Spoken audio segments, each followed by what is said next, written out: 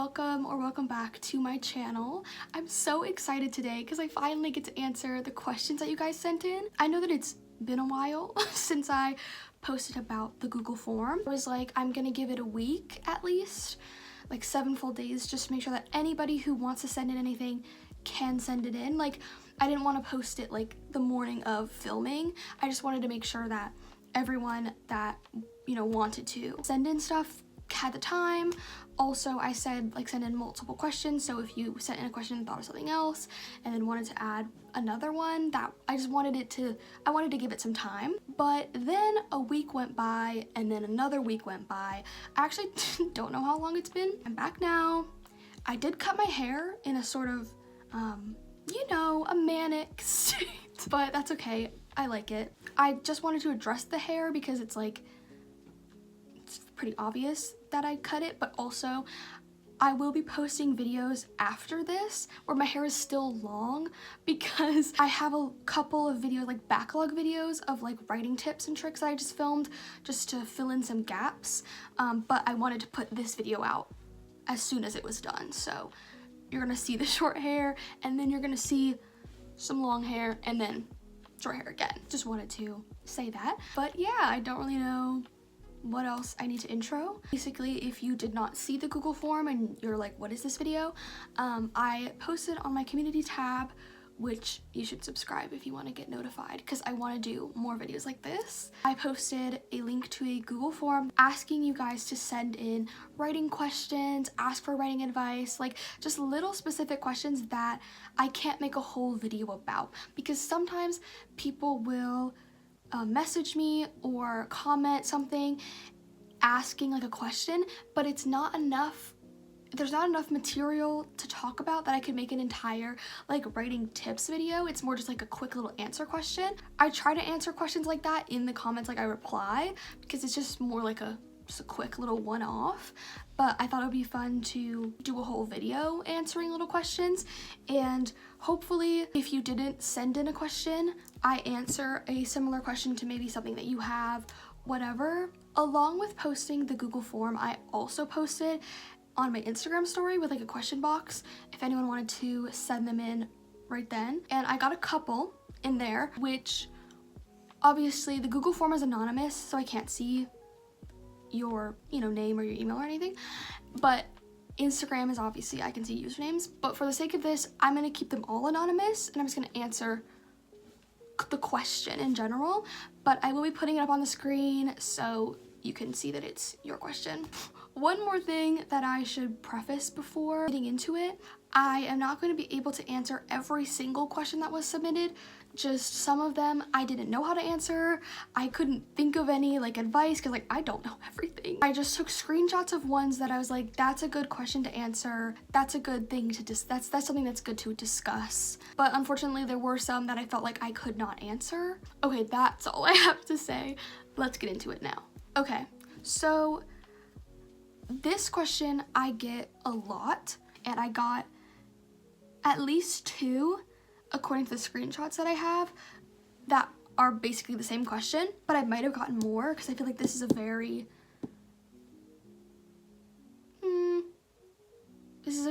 like wondered question about writing. So I'm just gonna answer it basically as one.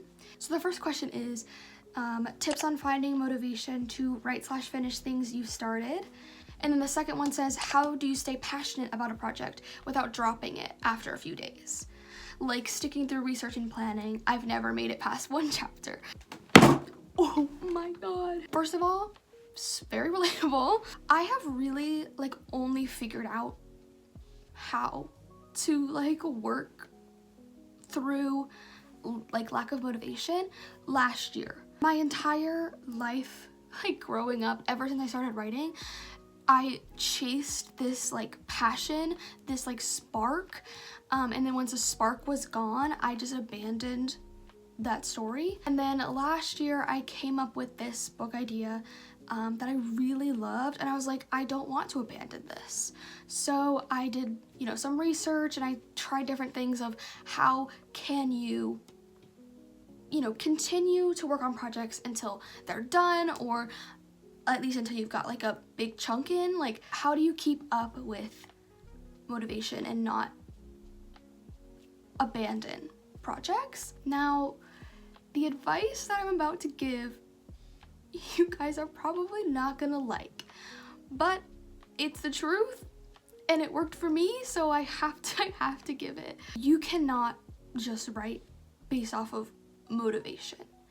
You have to write when you don't want to, and you have to write when you don't really feel like it. If you always just are waiting to feel inspired, waiting to feel in the mood, waiting to feel like the flow, like, when does that happen? Like, for me, it's like, I don't know, a couple times a month I get really like into a project, but I can't write an entire book by writing 3 days out of the month. If you want to make progress in a story, you have to write more than that. So my biggest piece of advice is just to write despite the lack of motivation. It has to be like a habit or like something that you hold yourself accountable to. Like, for me, it was every morning I would wake up, I would have breakfast, and I would clean my room and kind of reset my space, and then I would write. Even if I, had a head cold, even if I was tired, even if I didn't feel like writing, it has to be something that you dedicate yourself to. If you want to like finish a project or like take writing seriously, it has to be a dedication, a holding yourself accountable kind of thing, not like a every time I feel inspired and in the writing groove, I'm gonna write. It has to be a practice. It has to be like a regular thing that you do. Now, I will say, when I started doing this, like when I started writing when I didn't feel like it, it was really, really difficult because it's like not any fun. But then after a while, like after I pushed through like a month, it started to get fun because I enjoy actually like the writing, sitting down and typing words. I feel like I get energy from that. A lot of the time for me, lack of motivation for me is just like, I don't want to get out of bed. I don't want to open my document. It's more just like an anticipation thing. But once I actually start writing, I feel like I enjoy it almost every single time because I love it so much. So maybe try just writing when you have the time, whether or not you feel motivated, and just see if you still love it, because I feel like you will. I think a lot of the time it's just our own brains being like, I don't want to do this, I'm lazy, I'd rather scroll through TikTok. But when you love writing, it's gonna be fun whenever you do it. So that's my like number one piece of advice for how to not drop projects, is dedication, not motivation. But I will share some things that you can do to get your like mind flowing, to get your imagination going, just stuff that I do that can get me in the writing headspace. Listening to music is a big one. I love to listen to music and sit in my room in the dark and just daydream, either about the book that I'm currently working on, past projects, whatever. Just let your imagination go. Daydreaming is really fun. It's honestly how I've come up with and work through a lot of scenes. It's just like playing them over and over in your mind until they run smooth, and then you can write them. You can also listen to music while you're writing. That makes it more fun, and I just feel like music really gets your imagination going. Another thing kind of along the same lines of music is make a playlist for your book. What songs relate to your characters? What songs fit the plot? What songs fit the vibe?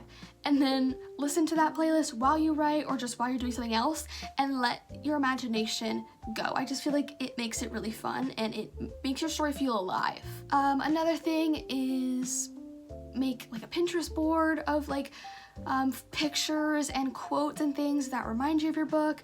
Again, makes your book feel more alive and makes it feel bigger than just like the words on the page, and that can be really exciting. Reading is another big motivator for me, because like I'll be reading and I'm like, I want to hold my book in my hands one day, or the story that you're reading is inspiring other ideas. Just kind of stuff like that to keep writing feeling exciting. But my big piece of advice is dedication, not motivation. Just keep pushing.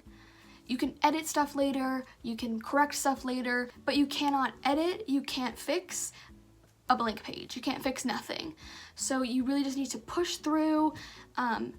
Even if you feel like you're having some writer's block and it's not coming out exactly as you need it to, just get it out and just keep pushing. Dedication, not motivation. That's my number one tip. But if you want to do any of those little fun things to make it more exciting, 100% do that. Super fun. I feel like that question took forever to answer, but I just, I've seen that question a lot and I wanted to go into depth on that. Anyways, our next submission says, first, I really appreciate this. You're such a sweet and thoughtful person. Stop. But seriously, thank you. I don't know how to take compliments. Whenever someone gives me a compliment, I just feel the urge to tell them every bad thing I've ever done, so that they take it back. Okay, I have 2 questions. 1, how do you write good dialogue and come up with it? Most of my dialogue sounds robotic or forced, and half the time I don't even know what the dialogue should be. Okay, dialogue tips. Dialogue I feel like is hard to like give advice about because, or at least for me, because I feel like when I'm writing a story, either like the scene flows and the dialogue flows or it just isn't working. So I guess maybe something that I would say is the scene working? Because again, I feel like a lot of the time if a scene is serving its purpose well, any conversation that your characters will have will just flow because the story's working.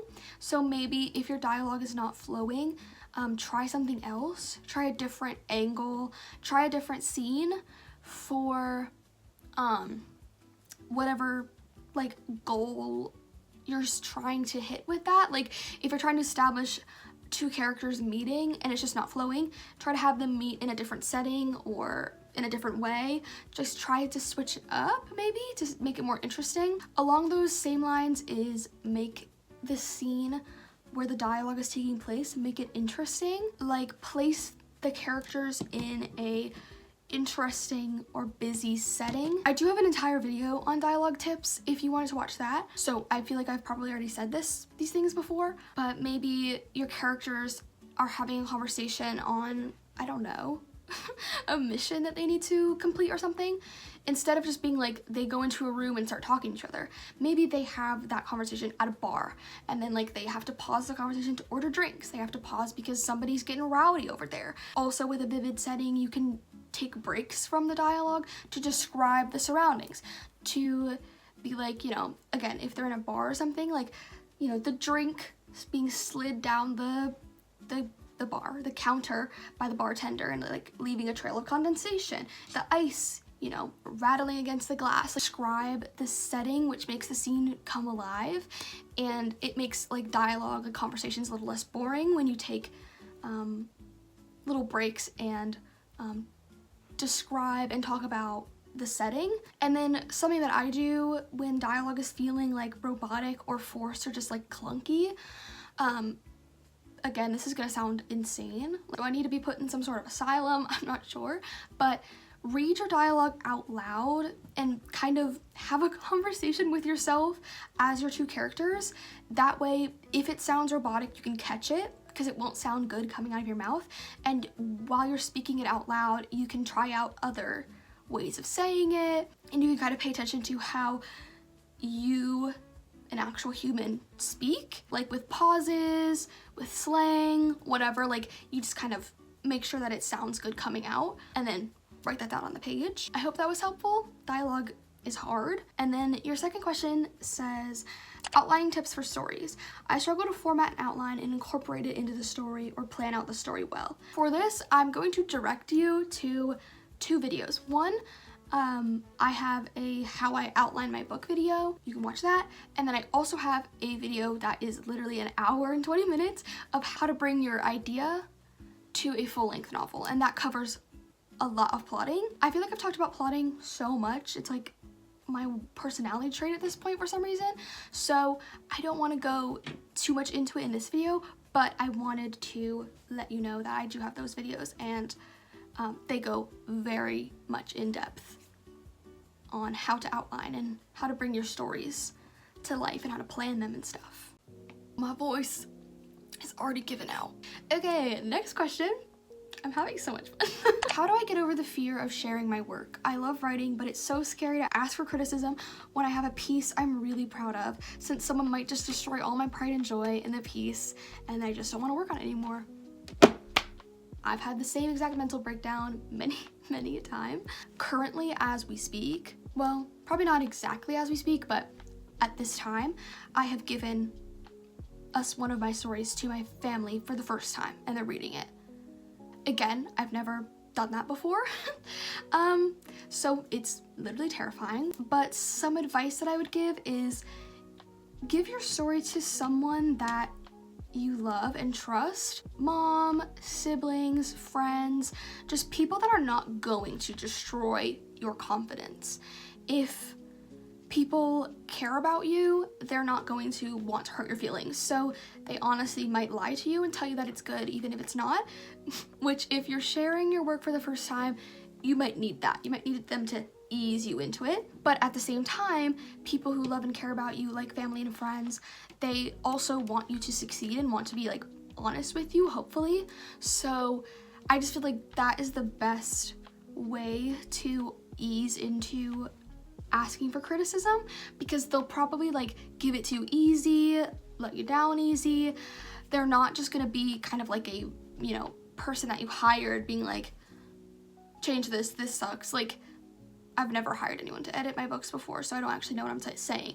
I also think at a certain point, you kind of get to this point where you really want to share it. You want someone else to read it, but you're scared. But you want them to read it enough that you're willing to push through the scary part. So if you just kind of feel like you should be giving it to people and it's making you anxious, you do not have to give your work to anyone if you do not want to. Please wait until you're ready. But if it's just like you're just a little nervous, like you don't really want them to ruin it for you, but you want someone to read it, then I would say go for it and give it to somebody that you care about and that cares about you and that is gonna be honest, but also nice. What I've been doing for this book that my family is reading currently, I just made several copies of the Google Doc that the story's in, and I shared it to them, all of their emails, and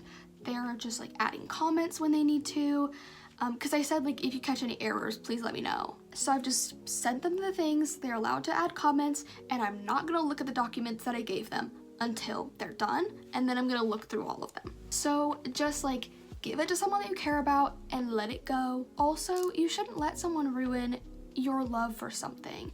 If you love your story, if you feel like it was good and you put a lot of time and effort into it, then you should love it no matter if everyone in the entire world says that it's the worst thing they've ever seen in their life. If it means something to you, then you shouldn't let other people's opinions you know, change how you feel about it. But I do understand that it's very scary. But yeah, just take it slow. The next question is, what do you do when you have trouble figuring out a climax for your book? This is probably getting annoying, but I do have a video called How to Connect to the Beginning, Middle, and End of Your Story. And I just kind of delve in on how to build out your plot. If you like have a beginning, you have like some events, and you have like an end, but you don't really have a middle, but you also don't know how to get there. That video really goes into that. But my other little brief piece of advice is I don't know what kind of story you're writing, so this is gonna be kind of general advice, but I would say a good like basis for a climax is, what is the worst possible thing that could happen? Like, what is something that could happen that would completely devastate your characters and like change the plot completely? Whether that means killing a character off, revealing one of the characters as its murderer, if you're doing like a murder mystery, just whatever genre you're writing, what is something that will flip the story completely on its head? And I say the worst thing that could happen, but you don't have to like completely ruin your characters' lives, but just like, what is something that is really bad that could happen that would turn the story in a different direction, that your characters have to figure out this new twist by the end. And so the beginning of the story will be the building, and then the twist which in this case, in my example, the bad thing happening, and then the falling of the dominoes after this event, which is your characters figuring out where to go from the twist until the end. But obviously every story is very personal, so it's hard for me to give like an exact advice for your story, but that's what I've got. This next submission made me laugh. This person said, "I'm just bad at writing." LOL. First of all, I doubt you're bad at writing. I think that our brains tell us that we're bad at things because it picks out like the weakest parts of the things that we do and then plagues us with them. I think every writer feels like they're bad at writing, so to pull like a Victoria Justice, we all sing, but you're not alone in that feeling. I am actually gonna give you some advice for this because I do have some for when you just feel like not very confident in your writing ability. Something that I did when I didn't feel very confident in my writing ability, but I wanted to write that entire book like I mentioned earlier. I sat down and I thought about, what do I feel like are the weak points of my writing? What do I feel like I struggle with? What is a little harder for me to do just in the skill of writing? And then I kind of made a list of all the things that I wanted to work on, and then I watched videos, I read articles, I did research on how to get better at those things. Writing is a skill. You can get better at writing. My belief is that storytelling, like coming up with a good story, is a natural gift. I don't know if you can learn how to tell a story. I think that's just something that some people are able to do and some people aren't, but I do feel like the act of writing, like, you know, forming sentences, building characters, building worlds, that is something you can learn. So if you have good story ideas, but you just don't really feel very confident in your ability to bring them to life, you can sit down and learn how to get better and how to improve. An example from when I did this and tried to figure out like what I didn't feel that confident about. Also, it's okay if you don't know what you don't feel confident about. Just like think about it for a while and try to figure out something that you feel like you could work on, something tangible to actually work on, instead of just being like, I'm bad at writing, I don't know what to do. Just try to focus on a specific skill that you don't feel confident about, such as sentence structure and like prose or characters or world building. Like focus on one thing and then you can improve on that. For me, that was characters. I felt like up until that point, my characters had always felt really flat and like two-dimensional, and they don't really have personalities, they don't have hobbies, they're just like a vessel for the plot, but I wanted them to have a personality. So I literally watched so many videos on how to write good characters, good well-rounded characters. I read articles, I watched TikToks, which maybe I should have done that, but just like I consumed a lot of writing advice and then I applied it. And obviously it's not that simple. When learning a new skill, you have to like, you know, keep working and keep applying it, but essentially that's what I did. I learned and then applied it, but it takes longer than that. But yeah, and then I gave that book to my family, and one of their #1 compliments that they keep telling me every time they see me is that they really love the characters. They said they're very fleshed out and very complex and interesting. I said thank you, that took a lot of work, but writing is a lot of work. It's not something that just comes naturally. You do have to do it a lot and you do have to work on it, but it is something that you can fix. You see the camera? What are your favorite elements of my story?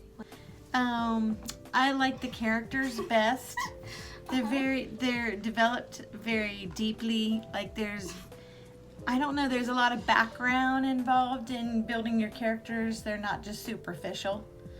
And the relationships and how they can become intertwined with the characters. I like that part. And I just think they're very interesting. And it keeps you on the edge of your seat, like what's gonna happen, and each one has some conflict they're gonna try to resolve or not resolve, but I just think it's very, very good. I had to bring in the proof. I had to bring in the proof that I was not lying. Next question is, what do you think is a better option, traditional publishing or self-publishing? This feels like the question of life to me. I'm gonna just come out and say, to answer your question, I don't think that there is a better option. I think whatever works for you is the better option for you and your story. And I have never been published, not yet. One day. So I don't have a lot of hands-on experience with like, you know, getting published, but I have done a lot of research into both of the options. So I'm gonna share some of my thoughts on each. Again, I have never been published. I just wanna say that this is purely my thoughts and some of my assumptions, but mostly like well-researched things that I know to be facts. My goal is like by the end of next year, I want to have a book deal, or I want it to be self-published, whatever, however it goes. If I decide that, you know, going the traditional publishing route is going to be too much for me, you know, too much stress, that, you know, can't handle the deadlines, whatever, I will self-publish. I have nothing against either option. I am going to start with traditional publishing first because I feel like the publishing industry is so fickle and like it's truly like luck if you get published. So I'm figuring like I might as well just try. It's not that I like look down on self-publishing. Self-publishing is extremely impressive. I think it's really cool and it might be the route that I go. I have no idea. Again, I'm just taking it one day at a time. I'm trying to live my life. I don't know where I'm gonna end up. I'm gonna start with traditional publishing just to see what happens. To answer your question, which I think is a better option, I don't think there is a better option. I think they're both great. However you get published is like incredible. It's the writer dream. I can't tell you which is the better one. I haven't done either. I will be making videos about and while I do either process, so you will come along with me eventually whenever that happens, but as of right now, I have no idea what I'm talking about. You just have to make the best decision for you and your book. If you feel like your book is more niche and a little bit more specific, maybe consider self-publishing and then promoting it to that niche of people. But if it's more of like a broad, maybe could be more commercially successful, you could try to traditionally publish. It's truly up to you. The next submission is, where do I start on revisions/editing when I finish draft 1? Relevant topic, because I'm currently on my first round of edits. So I'm right there with you, sister, or brother. I don't know, it's anonymous. Again, very personal. You have to decide how you want to tackle it, but I will just tell you what I'm doing just to maybe give you an idea. Basically, when I finish a first draft, I create a new document and I just copy and paste each chapter individually as I'm working through the book and just kind of like building it back out to its completion. So I'll like copy over chapter 1 into the second draft. I don't believe in deleting anything. I love to have like copies of the first draft, the second draft on hand just to look back later and be like, that's where we started. Like, you know, just for sentimental value. Yeah, copy over chapter 1 and then I read through chapter 1. I make any like line edits that I want to. I do most line editing later, but if I'm reading through and I'm like, I want to change that, I'm not gonna like say that I can't change it. So just change any like thing that you want to, like, you know, you don't like how that sentence sounds, you can rewrite it. You want to do a word choice, a dialogue line sounds clunky, you can change it. Just like changing little things. And then whenever there's anything super relevant to the plot that happens, I write it down in a notebook.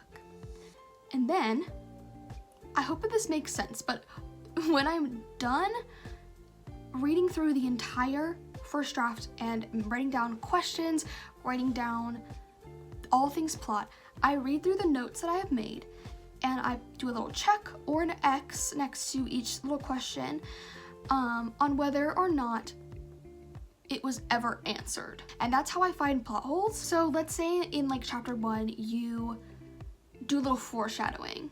Like while you're writing the first draft, you're like, foreshadowing. What you're gonna do is in your notebook, you're gonna write down, did this ever happen? Like, did the foreshadowing ever come true? And then just basically write down questions and stuff like that all the way to the end. And then at the end, before you start round 3 or like applying any little questions or things you found, read through the questions, read through the notebook, and answer each question. Was the foreshadowing answered? did that reference of this necklace come back up? Did the amulet come back up?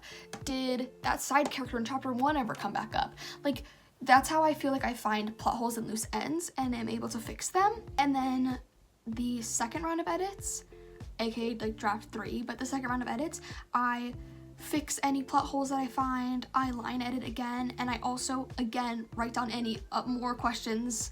And that's just how I keep up with loose ends. And then eventually, once you've edited several times, there should be no more questions because you've figured out all the loose ends, and the line editing should be pretty good. But again, everybody's first draft looks different. Everybody's first draft is like a different level of completeness. So if you need to do more editing than that, that's totally fine. If you need to do less editing than that, that's totally fine. Very personal, but that is what I do. The next question is, how can I start writing again after taking a decently long break? Again, I think that's personal to everyone. Like, you know, what gets you in the writing mood? How long does it take you to return? Because I do feel like if I take a writing break and then return, I'm like rusty for like a second, and then like I usually get right back to it because it's like riding a bike, but it takes like a second to get back in that mind. So, you know, however long that takes you to snap back into writing mode, again, is personal. But I would say, honestly, just start writing. So like, even if you feel like you're a little rusty or not at your best, you need some warm up, you can always edit what you wrote, but you can't edit a blank page. So just kind of get started. You can fix it later once you're like back in the groove, but there's really no way of getting back in the groove unless you just start. Maybe some other things is you could read over your plot for your book, just to remind yourself of the story and where you're going. If you are starting a new book, like if you finished one and took a break and are starting a new one, plot out the next book, and then that will get you back in the creative mindset and get you back in thinking about it. But yeah, honestly, just jump back into it. There's really no way to like warm up writing. It just kind of something that you need to, you need to get back on the bike. Okay, the next question is, hi, I'm a teen writer. Hi. Or wannabe writer. Do you write? Then you're a writer, not a wannabe writer. You're a writer. With that out of the way, I have a lot of plans, but I just can't figure out what happens after 3 chapters. If you could tell me how to get inspiration or come up with ideas, that would be very helpful. I just feel like we're all the same person. Why do we all have the same problems? Again, I'm going to direct you to my how to bring your idea to a full novel. I do talk about how to find scenes and like filler and how to bulk up your story, you know what I mean? Just like stuff that should happen. Also, maybe my how to connect beginning, middle, and end video. I also talk about events and how to come up with plot points. Just some advice right now.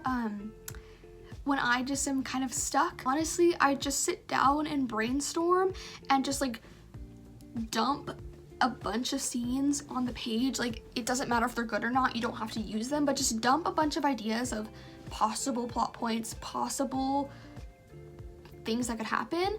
Just kind of dump them all out there, and then you can kind of pick like, okay, that's good. And also make sure that your story is kind of, I feel like a story is like, how do I describe this? A story is like a Lego tower. When you write the first chapter, whatever the like inciting incident or the beginning of the story is, that's the first block. And then the second chapter or the second event of the story should be placed on top of that block. Like, it should be building on top of it. So everything should be happening because of something that's happened before. If that makes like any sense, it should all be connected. And then I always think about the turning point of the story, or like the midpoint, as like knocking the tower over, and it's like a domino effect of like what happens after that twist. I'll give like an example from my book, because that was kind of like hippie of me to be like building a tower. The first chapter, we established that the friend group wants to have the best summer ever. I love the best summer ever trope. I can't help myself. They want to have the best summer ever. So they're kind of all like thinking like, what could we do to make this summer different? And in the second chapter, one of my main characters is having writer's block because she writes books. I, again, can't help but write a main character that's a writer. So she goes to a cafe for a change of scenery and sees a girl on the stage, because there's like a stage in the corner of the cafe, singing. So she goes up to the girl after she performs and is like, I know you from school, I didn't know you performed. And this girl's like, oh yeah, I love music, blah blah blah, whatever.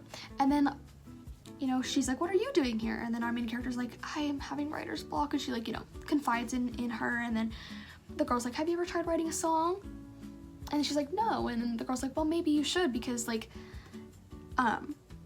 it might be helpful to branch out and try writing other things. So then our main character does try to write a song, and she really likes it, and it flows out of her like you know, stories and books never have. She's like, is this my thing? And then she shows her song to one of the friends, and then they look at each other and they say, we should do something with this. The next chapter is the band, and then the band practices, blah blah blah. But a story should be building on what happened before. So that's kind of my advice for not knowing what should happen next. Try to do building blocks, but also check out my other videos, because I do talk about how to brainstorm scene ideas and stuff. But yeah, good luck. Last and final question. How can you grow your character and connect with them so you actually care about them as they go through their arc? I want to make a Sunshine MMC, but I don't know how to connect with his story as he seems too innocent and happy. But I also don't want to traumatize him just for the sake of the plot.